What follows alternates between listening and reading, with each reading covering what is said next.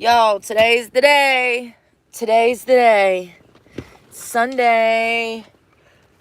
I need to brush my teeth. I have to find my toothbrush first. There's one. I did not sleep good last night. I woke up feeling exhausted this morning. I woke up about an hour ago. I walked into McDonald's. I used the bathroom. And I normally brush my teeth, but I forgot my bag. So we'll just do it in the parking lot. I'm getting my AC fixed today, hopefully. If everything goes as planned and they have all of the parts and everything I need, I'll finally get my AC fixed today. However, having it fixed, it'd be great to have the option to not die when I need the AC, like yesterday when it was 105 heat index out here, or the other day it was 112 degrees. It'd be nice just to have the option of AC if I want it. So I hope that they can fix it. He wanted me to drop it off. That's another thing. They needed to keep it overnight. So I don't know if that's going to mess his plan up in fixing it, because I have no way for him to keep it overnight. I live in it, so I have to have it to sleep in tonight. He wanted it dropped off and picked back up on Monday morning. So I don't know if that's going to interfere with me getting it fixed. There's a good chance that I show up and he says, can't do it, because they need to keep it for 24 hours. There's about a 50% chance that that'll happen, and I have no way to do that. So either he can fix it today while I'm there waiting, or it just ain't going to get fixed by him. All right, toothpaste. I need toothpaste. This week, my car has just been nasty all week, and it's going to stay that way. Look at this. It's not nasty. I know where everything is. It's just... it's just shit everywhere. My window covers are in my bed. Look, I didn't even put my window covers up. I got a new fan yesterday. This thing right here. Better Homes and Gardens. I would much rather have another one of these fans than this. This is a piece of shit. I mean, honestly, I like the shape of it, which is why I kept it, but this one works so much better. Ugh, I hope they can fix my AC.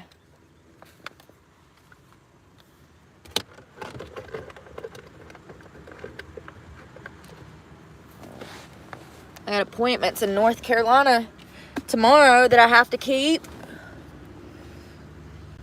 So I'm cutting it real close. Cutting it super fucking close. I did a 3-hour training session yesterday at the gym. It was amazing. Amazing. Alright, I need toothpaste. I don't know where nothing is. And this is what it is. There's some granola in my bed. Ugh. We need toothpaste for my teeth. Ooh, a little HGH for breakfast never hurt nobody. I started taking human growth hormone a couple of weeks ago, and I've noticed a significant difference in my energy levels. So a lady that I house set for, she has 2 little Pekingese. I love those dogs. They're so cute. I clean her house while I'm there house sitting. So it's a great deal. You get your house clean, you get your plants watered, and you get your dog walked. It's perfect. I stay there. I don't have anybody in your house. It's perfect. Anyways, I was cleaning her bathroom, and I seen this, and I said, what is that? I said, how does that work? How does it benefit you? Because I'd already Googled it after I picked it up and looked at it. And she says, oh, you can have that. She's like, I didn't really care for it. I didn't notice a difference. Here's the thing about HGH. It might take a couple of weeks of on and off. So you do 5 days on and like 2 days off. It might take a couple of weeks to get in your system. So I don't think she gave it long enough to get in her system. But it's okay because she gave it to me. So now it's mine. I need First of all, I need to clean out this gym bag. Second of all, I need toothpaste. I just cleaned this thing out yesterday before I walked into the gym. I come out of the gym and it's a mess again. I'm actually, I found 3 toothbrushes and I could only find 1 thing of toothpaste. And I know I have like 5 of these running around this truck somewhere. And I actually am going to be lazy. I don't feel like vibration in my mouth first thing this morning, so. Ah, I dropped you. Good morning. Good morning, good morning, good morning. It is Sunday, mother. I almost said it. I can't believe they made a car appointment to fix AC on a Sunday afternoon, first of all. But whatever. I swear to God, if they're able to fix my AC, I will hug everybody in that damn Firestone. Like, I'm talking, I'm going to be crying. Like, can I give you a hug? Over some fucking AC. This heat ain't nothing to play with. You want to die? Come sit out here for a day and a half in the heat. It won't take long.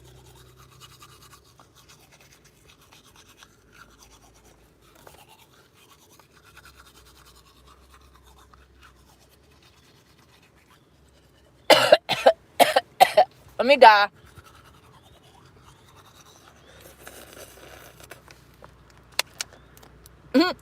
I hope.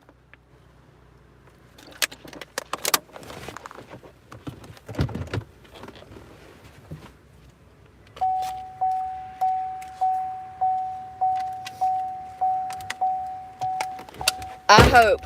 One can only hope that everything goes as planned. What I'm worried that I'll show up and maybe they don't have some of the parts that they need, or he messed up on the year and make and model of this truck, which has happened before.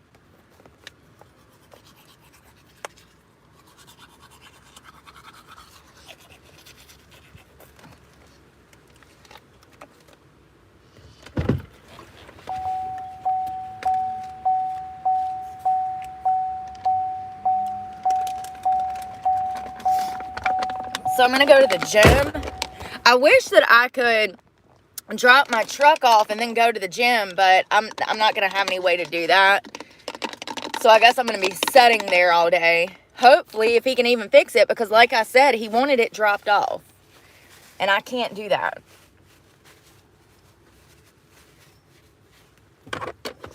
Yeah, he said that he needed it dropped off Sunday afternoon at 1 o'clock, and then I could pick it up on Monday. That's not an option for me. So if I get there and he says that he needs my truck overnight, he's not going to be able to work on it because I have to sleep in my truck. This is my home. I have nowhere to go tonight if they keep my truck. And I'm sure as hell not paying $150 for a crack hotel in Fredericksburg. It ain't happening. I feel better. I'm going to the gym later, so I'll finish taking care of myself then. And I don't know what's been going on with this heat, but I definitely have a sinus infection or something. Maybe it's the pollen. Is anybody else stuffed up, snotting all the time? He better have a room.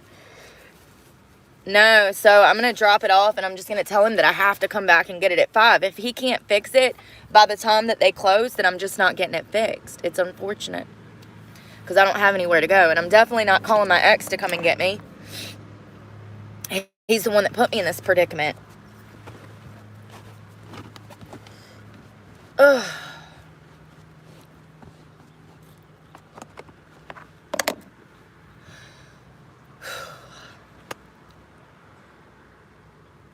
Yeah, he invited me here to fix it for me. But then he... I don't know how to explain it. It doesn't matter. He definitely... How can I say it? He definitely wanted to put me through hell in order to get it fixed.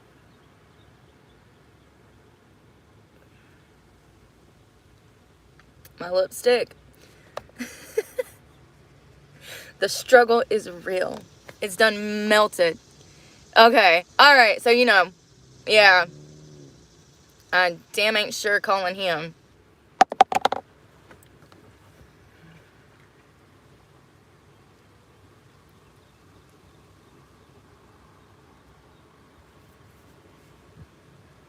I don't know why I have a tendency to go back around people who have obviously proven to me that they do not have my best interest at heart. I think a lot of it is that I'm desperate for human connection and a family because I don't have one. So I put up with a lot of shit, or I've accepted a lot of things in my life that I should have never accepted. And part of getting clean is taking better care of yourself. Part of getting clean is focusing on you and not something that's important like drugs or another person. You are the captain of your ship, and it's up to you to protect yourself. And if somebody's already proven to you that they're not to be trusted, that they're not trustworthy, that they're grimy, that they're schemy, that they're two-faced, that they're manipulative, that they use coercion to their benefit to get what they want from you, all of that, if you are all of that, it's not good. Just run. Just leave. It's not healthy. It'll never be healthy. That person will never, ever, ever change to accommodate your feelings. It'll never happen.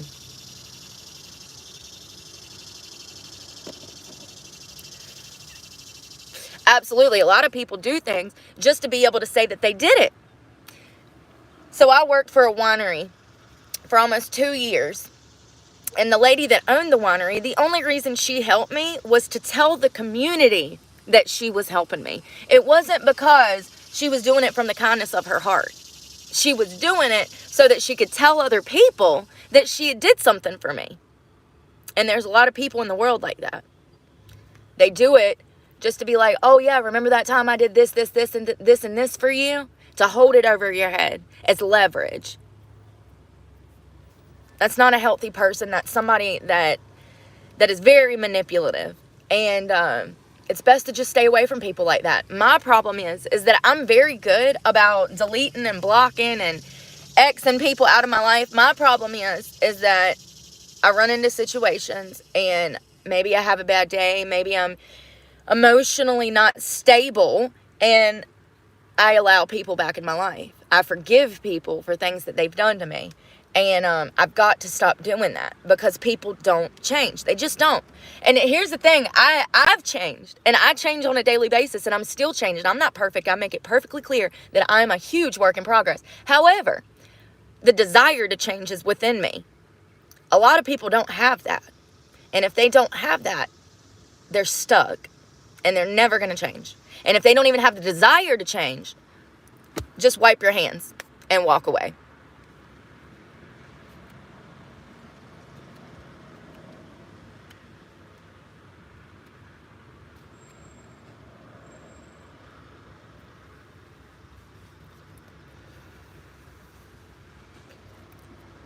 I mean, if you loved someone, wouldn't you want the best for them?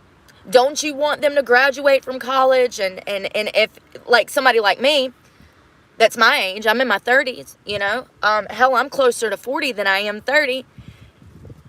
I want to go back to school. I want to open my own business. I have dreams and hopes and things. When you spend the majority of your 20s and early 30s on drugs, shooting heroin, you're not aware.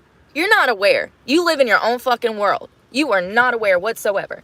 And when you come out of that, it's like I was reborn. It's like I woke up. The goggles were taken off. And so now I have all of these hopes and dreams and things that I want to do and people that I want to help and ways that I want to grow. And if you loved somebody and if somebody loved me, wouldn't you think that they would want the best for me? They would want me to do that. They would want me to go back to school. They would want me to open my own business. Pay attention to what people don't say more than what they actually say. Because he was telling me what he wanted from me the moment that I got here. But I wasn't listening because I felt like my words and what I wanted, I felt like it was more important than what he wanted. But it's not to him. He doesn't have a conscience. People that lack empathy are incapable of putting themselves in your shoes. They can't see where you're coming from because they're incapable of doing that. They lack empathy. They lack understanding. And if anybody does not want the best for you, when you're the person saying, I want to do this, I want to do that, I want to go there, I want to help this person, I want to help myself. If you're saying that and your significant is laughing at you or trying to prevent you from being able to make moves yourself to make those things happen, that person probably doesn't give a shit about you. Point blank period. They don't give a crap about you. If you're making moves to build the life that you want and your significant is in the corner bitching about the fact, it's probably not the person for you.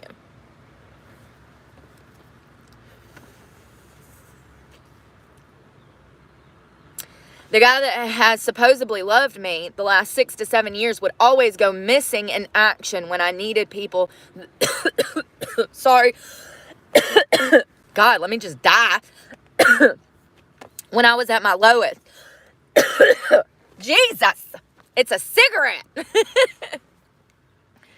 He'd ghost me or stop following. See, that's what I'm saying. That was him showing you that he was incapable of handling human emotions. It sounds like he was a wussy and incapable of being a man. It sounds like he was a little boy. If you are in a relationship with somebody, if you're dating somebody, if you're married to somebody, especially, that is literally the other person's fucking job. Wouldn't you do that for him if he was having a bad day? Wouldn't you go to him and say, hey, what can I do to make your day better? Yeah. It sounds like he was a coward to run when you're really going through it. I've met men like that. I've met a lot of men like that. They don't know how to handle the emotion. They don't know how to say, I'm sorry you feel this way, or I'm sorry you're going through this. Some men genuinely just don't know how to handle emotion, and they run. Women are like that too, and I will admit that I'm a little bit of a runner. I've said this before, but not when emotions are thrown in my face. I run because of other people's actions. I run as a reaction to other people's actions. Or when people try to get close to me, I run. But I have dated people that anytime that I would, like, I don't know, go through something bad. Okay, for instance, this is a real story. I had a family member that passed away about 3 years ago, and I went to my significant at the time, and he couldn't even help me cope with the loss of the person that I lost. He was unable to talk about anything and the realities of life, like how young she died. The way into which she died in really bothered me. And I tried to talk to this man, and he just did not care. And, you know, I had like 2 weeks of spiraling, completely upset, hysterical, drinking. Okay, and instead of being there for me, he put me down about the situation and would talk negativity to my face about what I was doing to myself, and I understand that. But if you see me in this much pain, why not be there for me and try to be a rock for me? But he wasn't, because he was incapable of putting himself in my shoes. Yup, the guy that I was just talking about was like that. I took care of him and his 2 kids. I was doing laundry and dishes and cleaning a house for a family of 4. Gave up my career and my home in Charlotte, North Carolina to move. You know, and yeah. So, and here's another thing. When all right. So you're living in this man's house around his kids, but he's not able to come and communicate with you at all. You're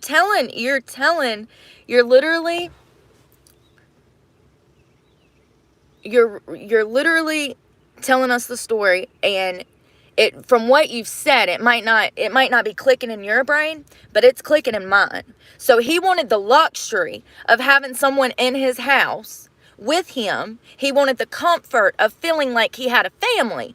But at the end of the day, when you went through something hard, he was incapable of even sitting down and discussing how you felt and how we could make things better for you. So you want the luxury of a girlfriend without the hard work of actually putting in the work and communicating and showing empathy and understanding. Love, respect. Like, Yeah, he was in love with the idea. And that's what I'm saying. And that's why I'm saying, that's one of the reasons I'm single. Because I'm sick of doing wife shit and getting girlfriend pay. Sick of it. Sick of it. Like, I'm so domesticated. Like, I'm such a good person, too. Like, it's crazy when I think about married people out here, like friends of mine, inviting people into their marriage. And so you're married, you don't even value your marriage. You're out here opening your marriage up to other people, and I can't even find a husband to be monogamous with. But it's okay for you to get married and just give your body to the whole neighborhood because you have a pineapple on your front doorstep.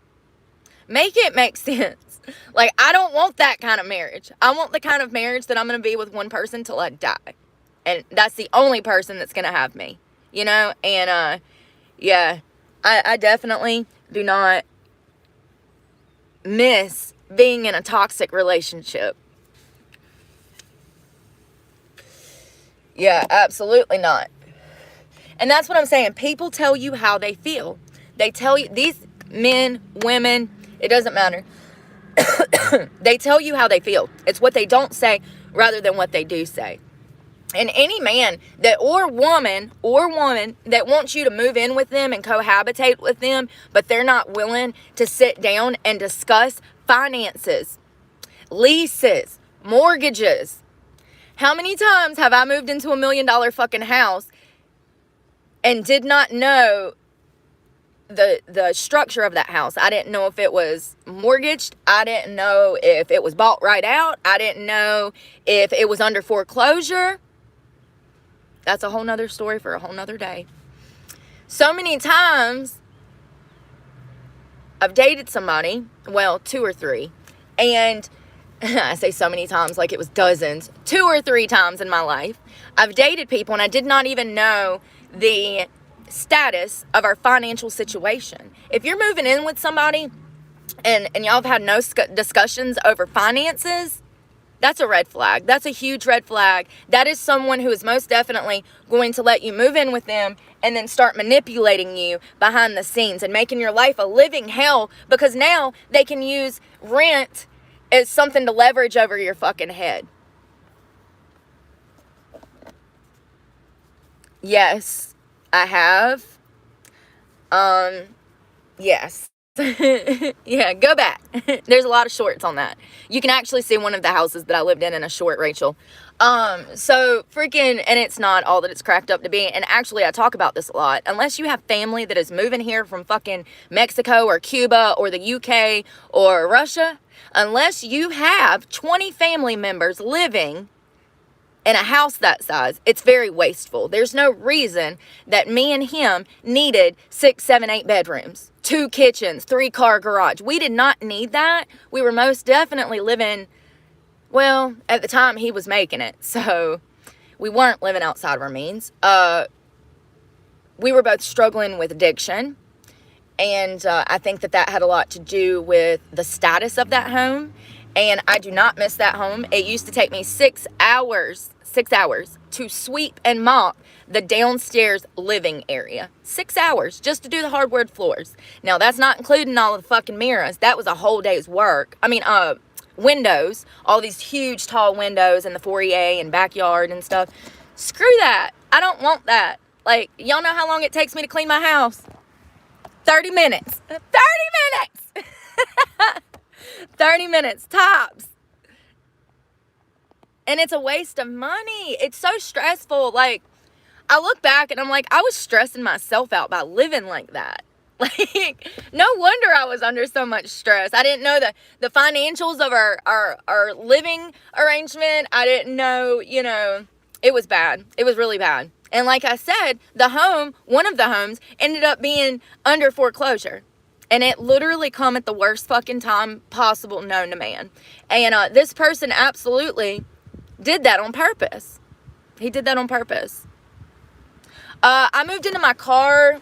Well, so I had moved to Florida year before last. I moved to Florida, and that's when my AC broke. So I was living out of the Florida heat for about a year until my AC broke. And things were going good. I had a job in Florida. I was running a Billards. I really loved my job there. But my AC broke last summer down in Jacksonville, Florida, and I actually came back to get it fixed, but it didn't work out like that, and I ended up quitting my job and moving back. And I moved back into my car in October. So it's been a while. It's been over a year, but it's only been this summer that I've had to live in the heat because I've always had AC. This is a new truck. I shouldn't be going through these issues. So hopefully they fix it today. I'm in Virginia. I'm in Virginia right now. I've got to go back to North Carolina tomorrow, and then I might come back up this way for work. So, you know, you can't get hired at clubs or bars or anywhere that's like nightlife on Saturdays, Fridays, and Sundays. You have to go get hired Monday through like Wednesday at bars and stuff like that, because they're so busy on the weekends. They don't have time to pull a manager outside to do an interview with you. Like, and hell, they're probably drunk themselves. Like, everybody in the bar industry has issues, major issues. Y'all, I just noticed my arm. That arm looks good. I think my shoulders are starting to come in. I know one thing. I was in the gym for 3 hours yesterday. I am sore. So I'm usually in the Piedmont Triad area. However, I just spent 2 weeks in Raleigh because I was working in Raleigh. I know, right? I'm so sore. Somebody was asking me the other day. He was like, well, are you trying to get like jacked? And I said, hell yeah. I said, I want you to see me in a dark alley, and I want you to see me and turn around and run the opposite way. Like, at this point, it's a defense mechanism.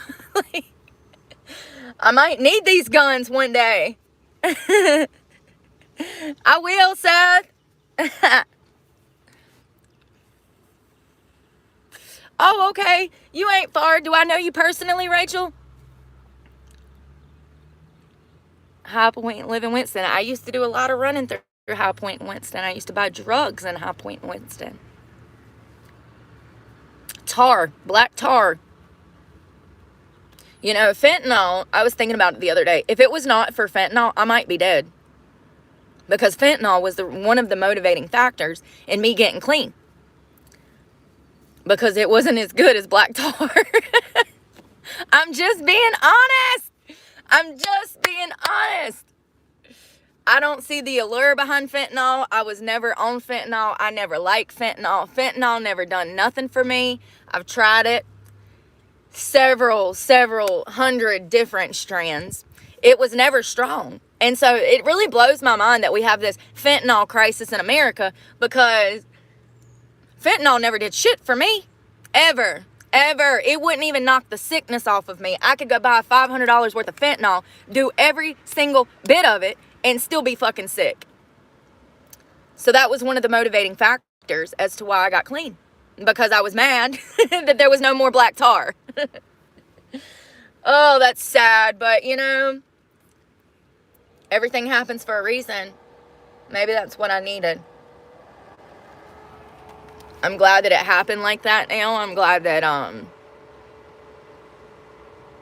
that God has blessed me with the will and the strength to set my heart on something. Listen, and I'm usually the type of person, I flip-flop. I'll be honest. I'm inconsistent. I flip-flop.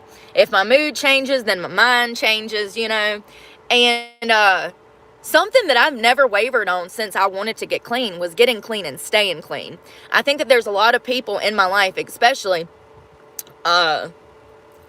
people who would like to manipulate me, that want me on drugs. They absolutely want me on drugs. And they've done everything in their power to try to get me to relapse. Stay away from people like that. I do Castigator. Castigator? It's a mess right now. So first of all, I just woke up and I walked into Walmart to use the bathroom. My truck never looks like this. I think that it's the anxiety of having to drop it off at the shop today that has me just kind of like frozen. Like, when it's so much to do, I don't know where to begin. I start procrastinating, and I don't have to be there till 1 o'clock. So what I'll probably do is go by a car wash and clean it out a little bit, just organize. There's no trash or anything like that in here. It's just that, I did some shopping yesterday, grocery shopping, and, yeah, I need to organize. I also did laundry yesterday, and so my laundry detergent has not been put up where it goes. It's literally in my front floorboard over here. But I definitely need to organize. And I'm really hoping that he doesn't say that I have to leave the truck overnight, because if that happens, then they're not going to be able to fix it. So we'll see what happens. How does your battery last so long? No. So my keys are off. However, I do have an AACC or whatever. I buy battery packs. I have a lot of these. Here, I just plugged this up. I have a lot of these portable battery pack. This one is called Own. I think it was $15 at Walmart. You plug it up. As you can see, it's got like 4 little lights right there. I don't know why you guys can't see them. But yeah. I also have 2 fans that I have to keep charged. I bought this one last night. This one is much better. This was $22 at Walmart. This was $21. I would recommend the black one. It's cheaper. It is more cheaply made than this one, but it works better and it pushes out more air. So I do need a power bank. All right, so it's called a portable power inverter. No. This is a power inverter. It's a big box. It's like a square box, and it has outlets, like wall outlets and like grounded outlets. It has a place for those. It has a place for USB ports. You can plug up pretty much anything. They start at like $70 and go up. You can order those off of Walmart and pick it up, but if I go in Walmart to try to buy it, I can't. Make it make sense. I'm in my 30s. So this is a power inverter. I bought this. It plugs into the cigarette lighter. It's got USB ports and it's got this. However, if the truck is not running, it will drain my battery. So I can only use this when the truck is running. Where do you charge those? So this goes into a cigarette lighter. So this goes into the cigarette lighter in your vehicle. You put this in and then you can plug stuff into it. What you're looking for is a big battery bank. They have them on Walmart.com. Castigator. I think I'm saying that right. They have them on Walmart.com. They start at like $159 and go up. They're definitely worth it. You would charge it in a house or maybe a Starbucks or somewhere like that. You would have to charge it in order to have the battery bank charged to take with you. So I don't know where you could charge that. Maybe a state park. They sometimes have outlets in their bathrooms. The gym. I take all kinds of stuff, y'all. Y'all would be surprised at the type of stuff I take in the gym to charge. And I do. And I just leave it in there. And I ain't never had nobody steal something. Thank God. But, yeah. I would be careful leaving phones and stuff. They do have solar power ones too. Absolutely. And I think some of the bigger battery banks that I'm thinking of, they actually already have solar built in. So if you're sitting in the sun or if you're going to be outside, it's going to charge it while you're just sitting around. I need one so bad. Yeah, I need one so bad. I've been looking at them, and like I said, they said that I can order them through Walmart and have it sent to my house. But as far as walking in Walmart and actually picking out one myself, that's not an option.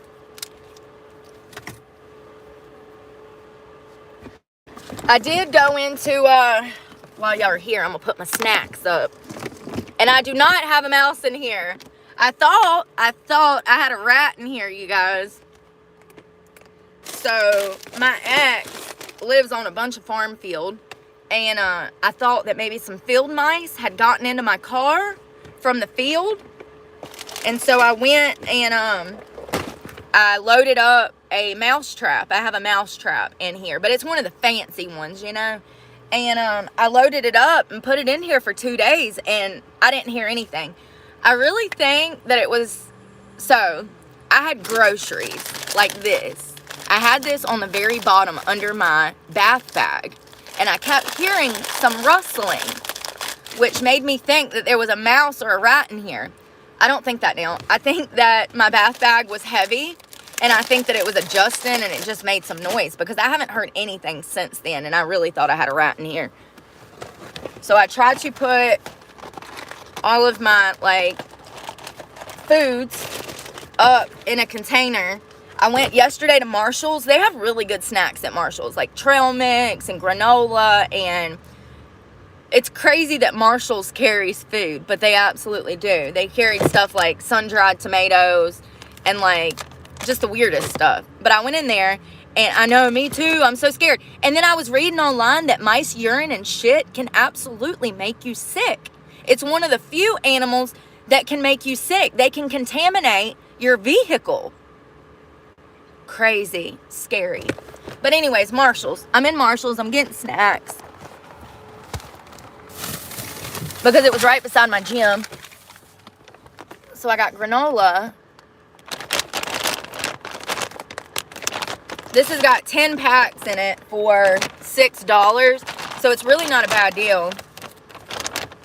You get 10 individual trail mix packs. I got that at Marshall's, and it was actually on sale because it was originally like $9, and I got it for $6. I got these blueberry, and as you can see, I've already ate half the bag. Blueberry nut and seed crunch bars. There was 5 of them in here for $3, and they're really good. You can taste the blueberries in them. What else did I get? Oh yeah, I've been looking for Celtic salt. I couldn't find any because I work out a lot. I spent 3 hours in the gym yesterday, and all of that was consistent workout. But I bought some pink Himalayan salt so I can add it to my water, because electrolytes are... Salt is an electrolyte, and you need salt when you've been exerting yourself through physical activity and or the sun, the heat. I also bought more trail mix. This was $4 for this bag. If you know, then that's really a good deal.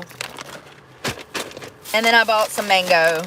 Mango with chili. It looks like it has chili on it in the picture. I'm hoping. I'm hoping.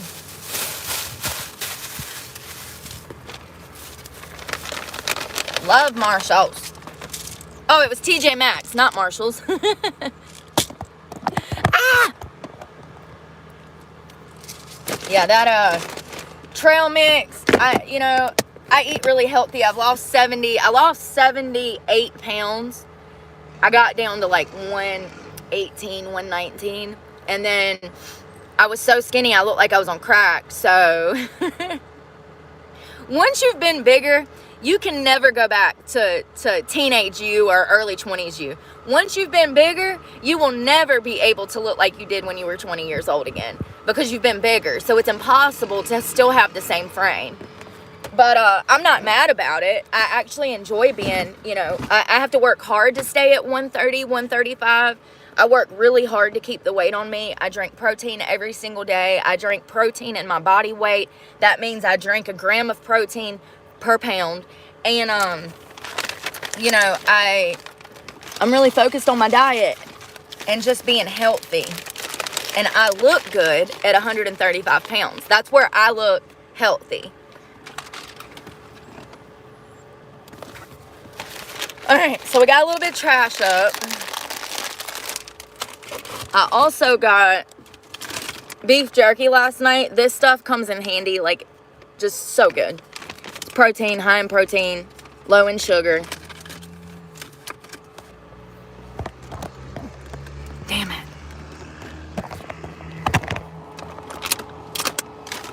Where in the hell did that battery bank go? Oh, there it is. Plug that back up. I will say that buying this new fan, I slept better. I don't know how, but I did. I slept better with this thing.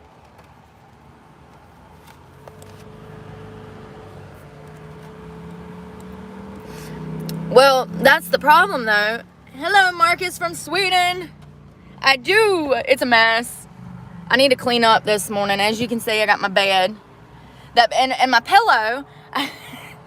My clean laundry is in my pillowcase. So I've got to clean out the pillowcase in order to put it back on my pillow, because I washed laundry yesterday.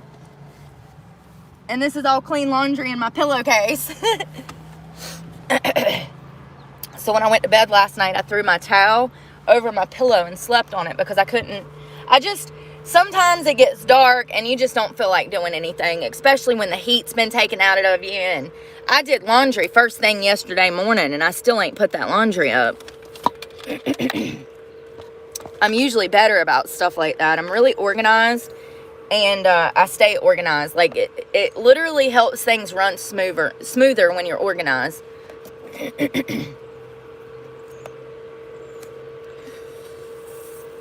We probably do, Rachel. It's a small world, super small. And I used to run through High Point all the time, mainly to buy drugs. But I knew people in the area, especially over in like off of 68, going towards like High Point University. That was my stomping grounds. I went to Smith. I don't know why I'm coughing. They say that that's a sign of dehydration. An itchy throat. Let's drink a hot Gatorade. I have a cooler, but ice is expensive, and oh my God, I'm spilling this shit everywhere. Ice is expensive, and I don't want to spend $6-7 a day just trying to keep some shit cold when I can just run in the store and spend $1.50 to get a whole new Gatorade. I can just go get a whole new Gatorade for $1.50. I'm going to take this phone out the case so I can set you guys down and y'all ain't falling no more.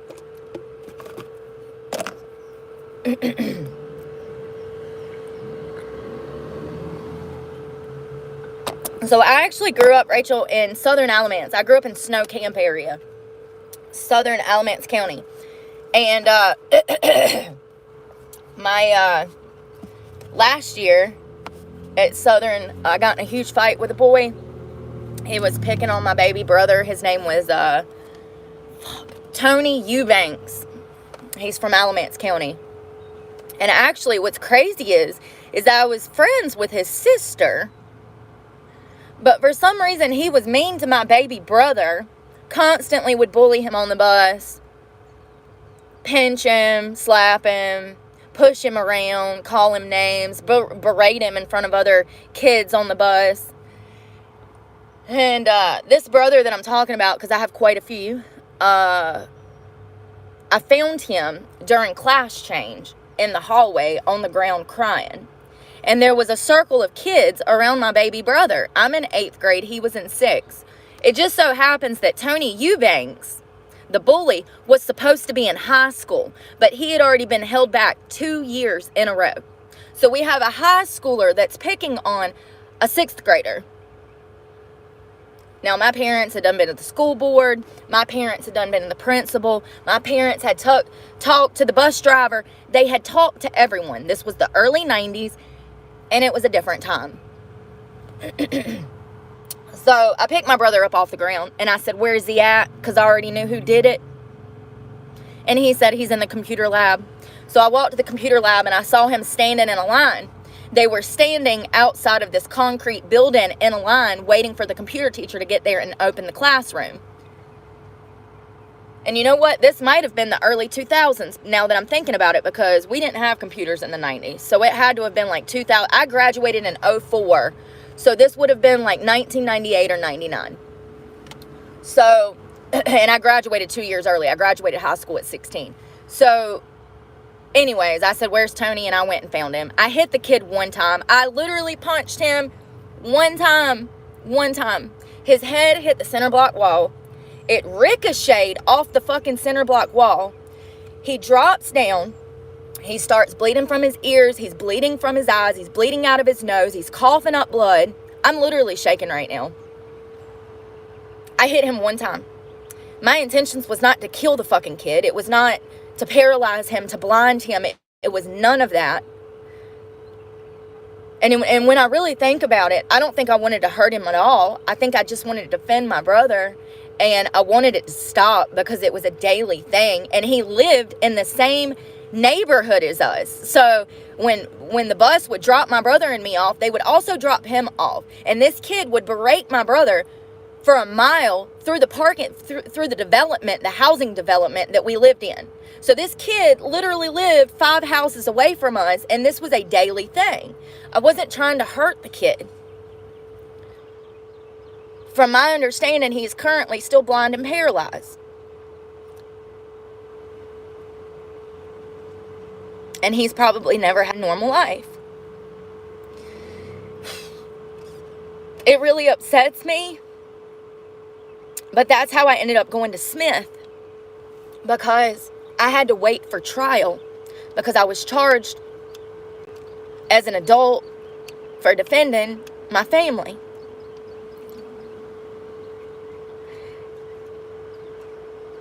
While waiting for trial, I was thrown back into the foster care system. My parents were put back under investigation. For those that don't know, I grew up in foster care half of my life. The first time I was taken from my parents, I was probably about between 10 and 12, and that went on for years. I mean, I just bounced from foster home to group home to independent living facilities to freaking you name it. But anyways, while I was awaiting trial for Tony's assault, I was thrown into a group home over off of Holden Road in Greensboro, North Carolina, which meant that I would be going to Ben L. Smith. Now, if you know anything about Southern Alamance, you know that it is a prominently white high school and middle school. And going to Smith, making the switch from the country to the city was definitely a little bit of a shock for me because nobody pre-warned me, of course. I don't know why I would think that my parents would, talk to me and communicate that things might be different at this school, but what do I know? Nobody forewarned me. So when I walk in, I'm cowboy booted up, okay? Belt buckle, cowboy hat. I'm walking in high school to a city school, to the inner city schools like this, not knowing, okay, because nobody told me nothing, because nobody ever tells me anything. But, I remember getting on that bus and immediately wanting to take my boots off and wanting to throw them out the fucking window of the school bus because I did not know that we only had a handful of white people at this school. When I say they used to bully me so hard because of my accent, so hard they used to bully me, so hard because of my accent. We did. We had 11 white kids out of around 2,000, and one of them got killed on campus my freshman year. His name was Joseph Pennington. He was dating a black girl. Her ex-boyfriend, who was black, got mad that Joseph was white, and they punched him in the face, and when they did, it killed him. He had an aneurysm. It killed him. On the spot, he died. On campus. My freshman year. So this is what I was experiencing my first week of school. Oh, wow, this is different. Nobody told me. You would think that somebody would have pulled me aside and been like, Brooke, it's going to be a little different. This is nothing like the schools you're used to. We got kids. We had these bonfires at Ben L. Smith. They would set shit on fire and we'd get out there and party. When I tell you that these kids would have alcohol at these bonfires and everybody knew it. Everybody knew it. Administration, staff, principal. That's the type of school this is. And it's gotten worse. I mean, they have shootings there weekly, don't they? I feel like I hear a lot of bad stuff about Ben L. Smith now. Oh, don't feel bad for my baby brother. He's a military man now. He's overseas kicking ass, honey. He grew up and he's in his villain arc. Or ain't that what they call it? Yeah, he's in his villain era. Don't feel bad for him. He's a grown-ass, big old man now. Yeah, see? And here's the thing. I am grateful. I'm grateful for that experience. Because here's the thing. What if I wouldn't have went to high school like that? What if? There's a good chance that I could be like my stepfather and be a racist. There's a huge chance. My father was a huge racist. Huge. If I was to even think about dating another race, my life might have been yoked from me right then and there. Because my stepfather, the man that raised me, would have never, ever, I don't care if it was an Asian American, a Japanese American, African American, I don't care what it was. If it was anything but white and I brought it home, it would have been bad. it would have been so bad, like so bad. Like the cops showing up, somebody going to jail. It would have been bad. My father let me know from the time that I was walking that I was not allowed to date anybody but white men. Good for him. If you're talking about my father being a racist, that'll earn you a block.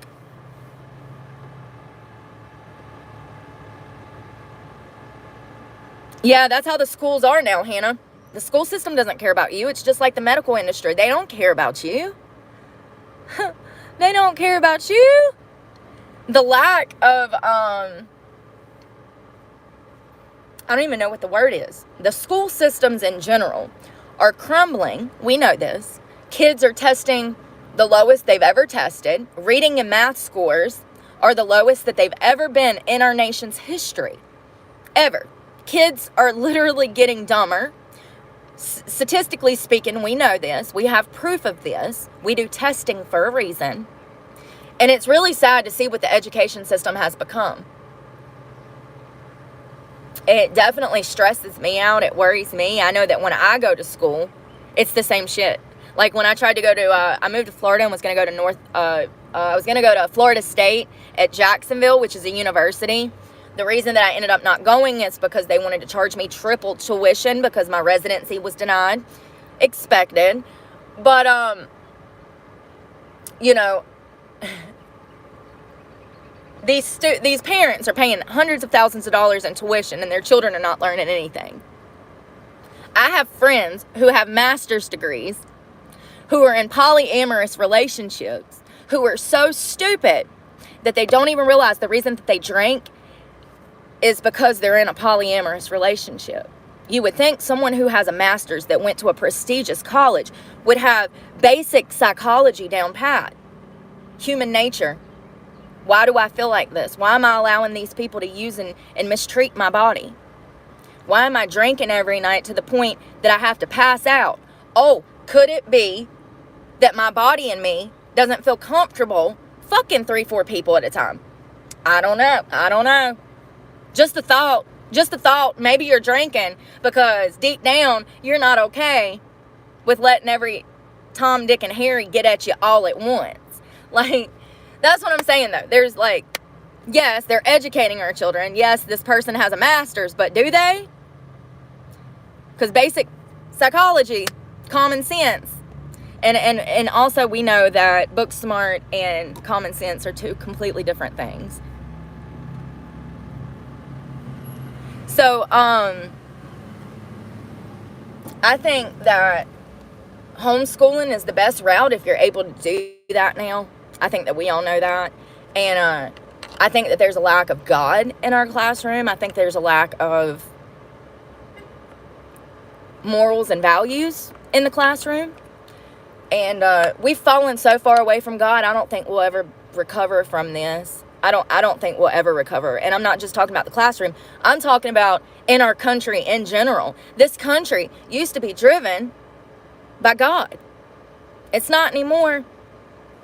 It's driven by the LGBTQ plus now. Oh, I'm choking. Sorry. I can't. That reminded me of Tom McDonald when he said LGBTQ turned into WTF. It's in a song. If you don't know who Tom McDonald is, I would recommend go listen to some of his stuff. Oh, God. He said LGBTQ turned into WTF.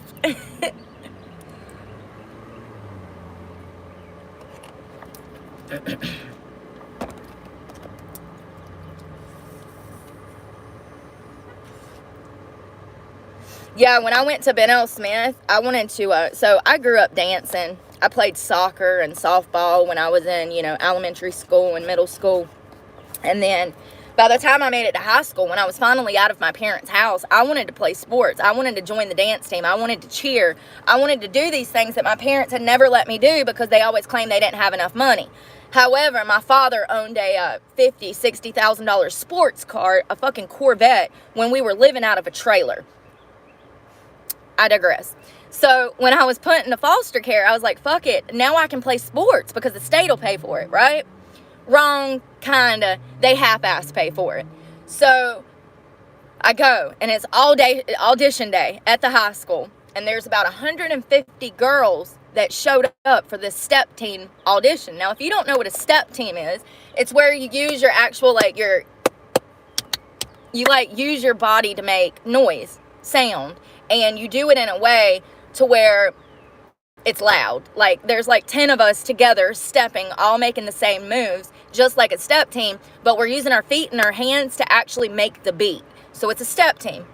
So I go, and I'm sitting in this huge auditorium, okay? First of all, I was the only Caucasian person to show up for audition. I mean, there was only like 10 of us at this point in the entire high school. So, you know, it definitely is nerve-wracking. I'm still surprised that I walked in that auditorium. Still to this day. I don't know where it come from. I don't know why. I don't know how.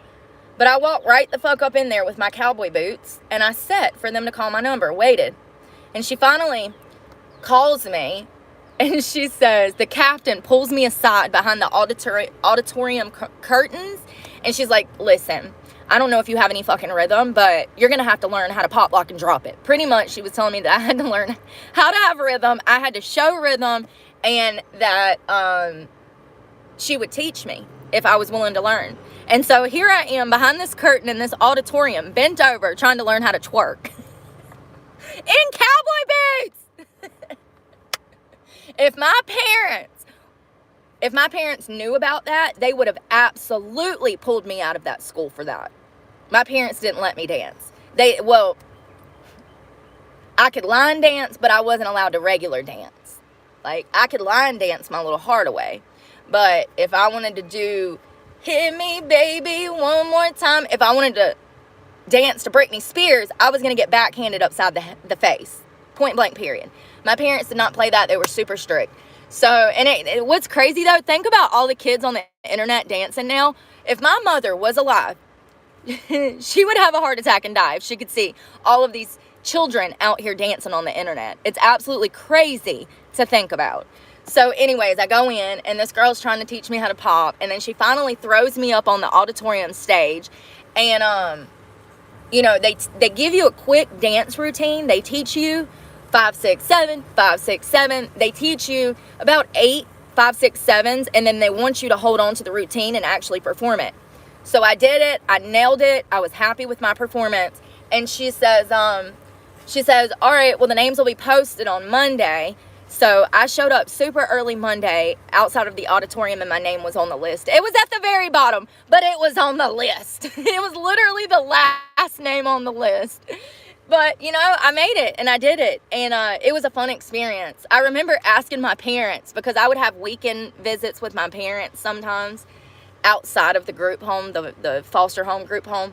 And I remember going to my mom and asking her for a pair of Air Force Ones. That was all of the rave in the early 90s, you know, late 90s, early 2000s. Air Force Ones were where it was at. And then Nelly came out with the song, which is why I even needed the shoes. And my dad told me no. My mom said no. And then she said, well, you can ask your dad. And he said no. And I ended up having to borrow a different girl's pair of shoes because my parents would not buy me Air Force Ones.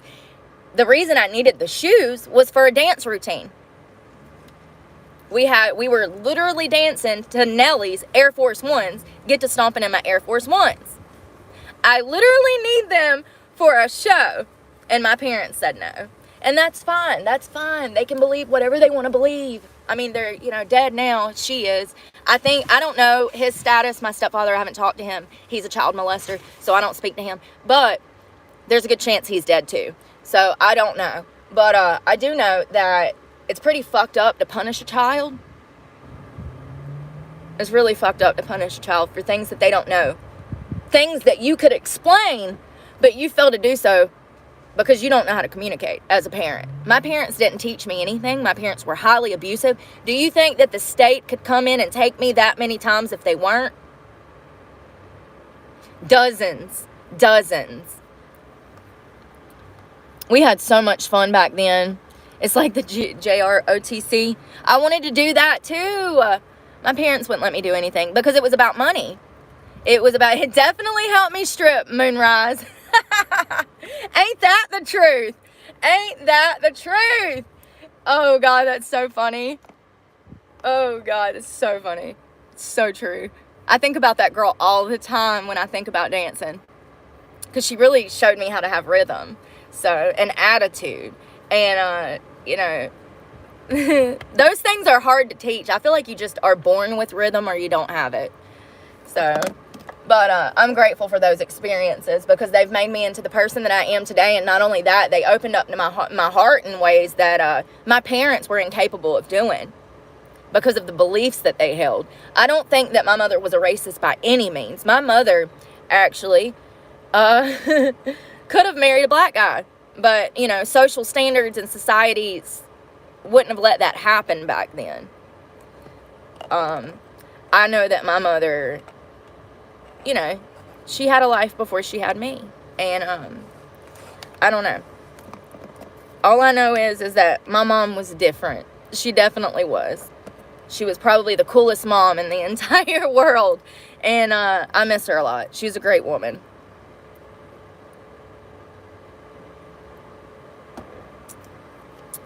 So, it's 11:30. I have an hour drive. I've got to go to, Fredericksburg, Virginia. I've never heard about that. I've never been there. I've never even heard of it. Fredericksburg. Sounds dangerous. Thank you, Rachel. I'm working on it. I'm still a work in progress. Man, she was a badass. Let me tell you, my mama was badass. So, my biological father assaulted me when I was a child. And he ended up serving some time in prison for child molestation. And that really crushed me as a child because he was literally my hero. And outside of being an alcoholic, he was absolutely the best father that I could have ever asked for. That man loved me more than the ground he fucking walked on. It was the alcohol that changed him. It was the alcohol. I don't know. I battle with that a lot. I would like to say that it was the alcohol that made him harm me. But I think that a person would have to have that in their nature and then pour alcohol on top of it to even be able to do something like that. So that's not entirely true when I say that it was the alcohol which made him molest me. I'm not making excuses for his actions, but he ended up serving like 5 months in prison for ruining my life, sending me in and out of foster care and all of this stuff, because that's why I ended up in foster care. That's why I ended up in group homes and foster homes, was because of the SA that I experienced when I was 6 years old. And I have no doubt that he was doing that to me for years. I think that he probably had been doing that to me for years. It's just that when I was 6, that's when I started to have some of my first memories. That's when I really started to become conscious of what was going on. If you understand, thank you for understanding, because I can't put into words what I'm trying to say right now. It's almost like I woke up one morning at 6 and all of a sudden I was conscious, which is not the case, but it's like that. So I have no doubt that he had been essaying me for years before I came to acknowledge what was happening to me.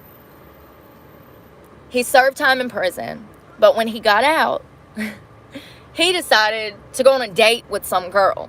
It just so happens that my mother and my stepfather, who were then married at the time, walks into the same restaurant as my child molesting father. Now, I've heard this story from several people.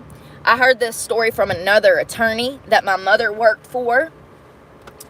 My mother would end up doing paralegal work before she died. So she made something of herself and she turned her life around, and she was a good woman. But I've heard this story from several people, and all of them say that she didn't even say anything. She walked in the restaurant. She noticed him sitting there. She immediately went over and just whooped his ass. When I say whooped his ass, she broke every single dish on that table over his head. My stepdad and 2 other servers and a manager. It took 4 men to pull my mama off of my biological father in this restaurant. It was called Sal's Italian Restaurant over in Burlington. So my mama is whooping this man's ass on a Friday night up in the Italian restaurant, okay? They come. The cops show up. And she tells the cops, she's like, he's a child molesting piece of shit. Da-da-da-da-da-da-da. Okay, now mind you, my mother is working in a law office at the time of this incident. She is working for one of the best criminal defense, divorce, custody lawyers in Alamance County. And she just walks into this restaurant and just opens a can of whoop ass. Cops show up, they take her to jail. Back in the day, if you went to jail on a Friday night, you sat there till Monday morning until you went in front of a magistrate. This was the case. So she spent 2 days in jail, Saturday and Sunday. And when she finally went to court for assault, she told the judge. She said, yeah, she said, this is not fair. She said, he's messed all of our lives up.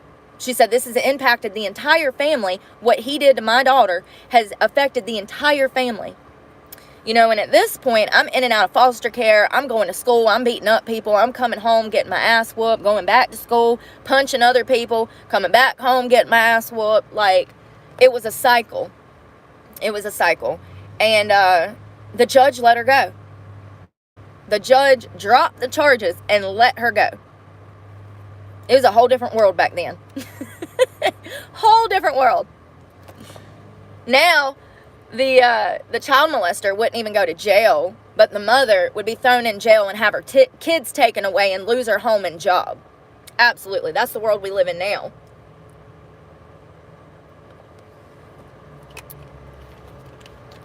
I wish I could have saw it. I know my mama, and she was a spitfire, y'all. When I tell you my mama was something else.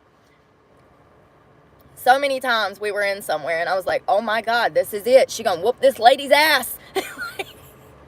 She gonna pull that bitch over the bank.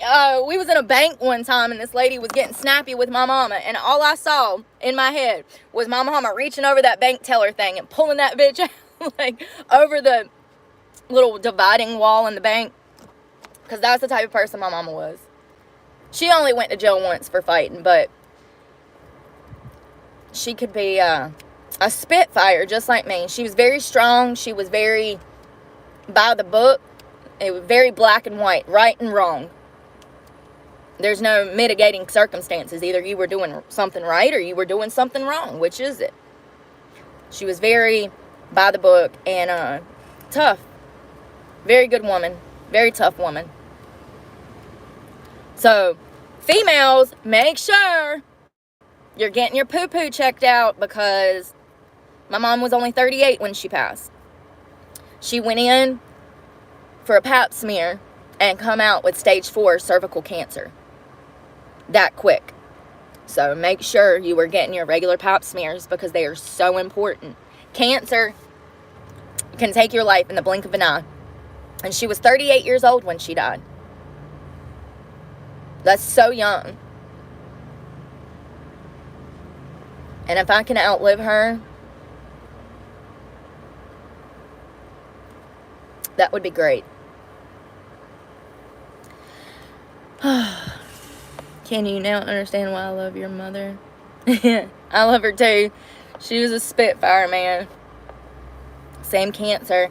Yeah, they said that, so there's several ways that you can get cervical cancer. It usually starts with HPV, which is human papillomavirus. Now, there are multiple strands of this virus. Each strand has its own symptoms. My mother had had an irregular pap smear years prior. And I guess that she thought that it wasn't that big of a deal.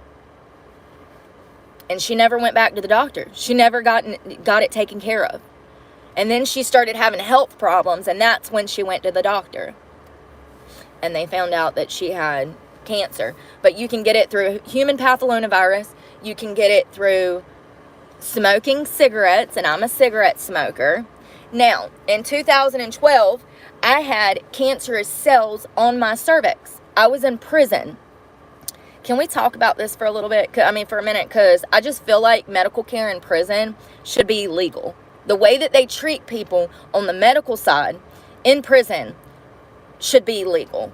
They break so many laws, it's unbelievable. It's completely inhumane the way that they treat inmates. I understand that they're in jail, but they have the right to see a doctor and know that they're healthy just as much as you and I. So, I had cancerous cells. They did all of the testing. They tested me for HPV. I didn't have any HPV. And I couldn't figure out why I would have cancerous cells until I told the doctor that I smoked 2.5 to 3 packs of Marlboro Lights every day. That's a huge cause of it. Cigarettes. We know that cigarettes cause ovarian and cervical cancer. It says it on the box of a pack of cigarettes. When I was in prison and they told me they found these cancerous cells on my cervix, I said, well, we have to take care of this immediately because my mother died by the age of 38, stage 4 ovarian cancer. It can be hereditary. So I don't know. Did it come from smoking cigarettes? Did it come from my mom? Did it come from poor lifestyle choices? Probably all three, you know? I'm just glad that I don't have HPV, to be honest, because that's really scary for me. But, and then I read the other day that up to 42% of Americans have a strand of HPV. That's fucking insane. That's insane. 42% of Americans have some strand of HPV right now.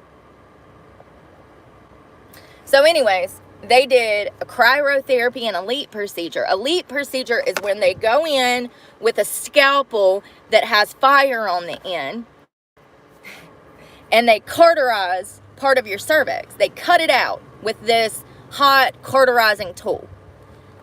So they did that. It didn't work. They still had cancerous cells. So then he says, we're going to have to do another LEEP procedure. So then we go and he does another LEEP procedure, but they didn't get it all again. So 2 weeks later, they bring me back in there. And just to remind you, they never gave me any kind of sedation. They never gave me any kind of numbing. They never gave me anything. Nothing. So they are in my vagina with a hot poker, burning out pieces of cancer, and they didn't give me nothing. So anyways, 2 weeks pass forward, and she says, well, we didn't get it all. So at this point, I'm pissed, because how many times have y'all done burnt me? Okay? And I just want you out of there and away from there. So then she says, well, we have liquid nitrogen, which is cauterized. It's a cryotherapy. It's where they go in with liquid nitrogen and they squirt it on the affected area, and then the cancerous cells will slab off. I'm sorry to be so graphic, you guys. I'm explaining this because this is how important it is to take care of that area. So they do that. When I tell you that it was some of the worst pain that I think I've ever been through.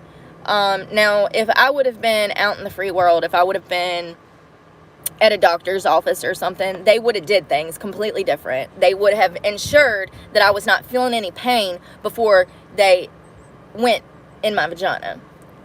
In prison, you are not a human. You are a piece of cattle.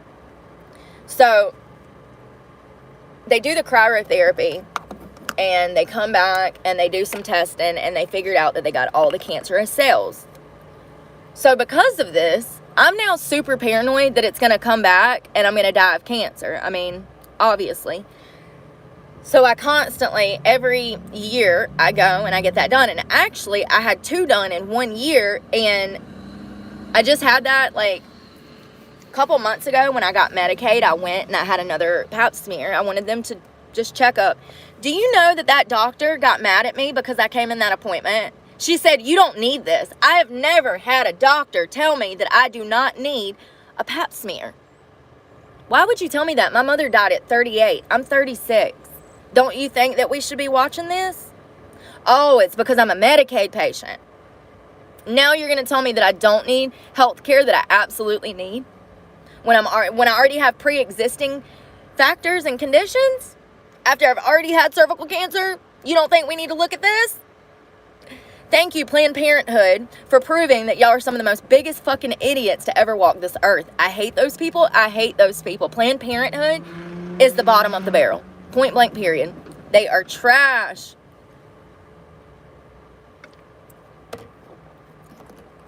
Vanguard. I don't know what that is. At I have eating. That doesn't make sense.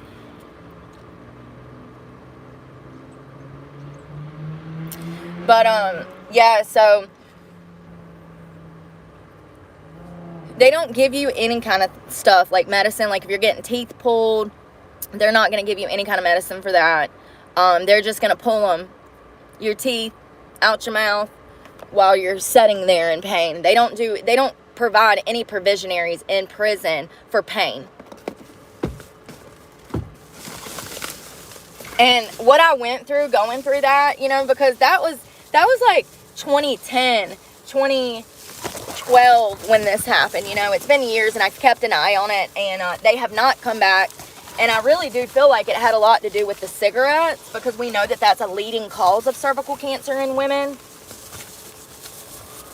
I'm glad that I stopped smoking cigarettes. I'm so proud of myself. That was really hard for me, because I've been smoking since birth. Both of my parents smoked in the house, so that means that I was getting secondhand nicotine smoke from birth until I moved out. Both. I served 5 years in maximum security women's prison. Multiple times. I've been to prison 3 or 4 times.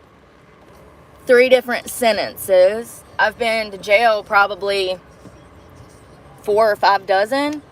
I haven't had any criminal charges in almost 10 years now, and I've been sober for 4. So I've made a lot of changes and I've overcame a lot. But society has not forgiven me yet. You know, they still put me in the box. I still can't find work. I've spent around $33,000 looking for a job since October of last year. So there's days where I'll do 5, 6, 7 interviews in one day. And when I'm doing that many interviews and I'm running from point A to point B, I'm going through gas, I'm wasting money. I've spent so much money looking for a job. And here's the thing. What if I didn't have the looks to go strip? What would I do? Because nobody wants to give me a job. McDonald's won't even hire me. McDonald's has told me that their corporate office cannot hire me because I'm a violent offender. Walmart, Lowe's, Dairy Queen, Ruby Tuesdays, Murphy's. I mean, you name it, they won't hire me. Burger King, Wendy's, they will not hire me. So I have no choice but to go do what I have to do because I have bills. You know, this Chevy is not cheap. It's rent. It's definitely rent. But things have been going good. I just hope that I can get my AC fixed today because I've been struggling. When I say that I have not been getting good rest at all, it's not even an understatement. The low last night was 89. The low.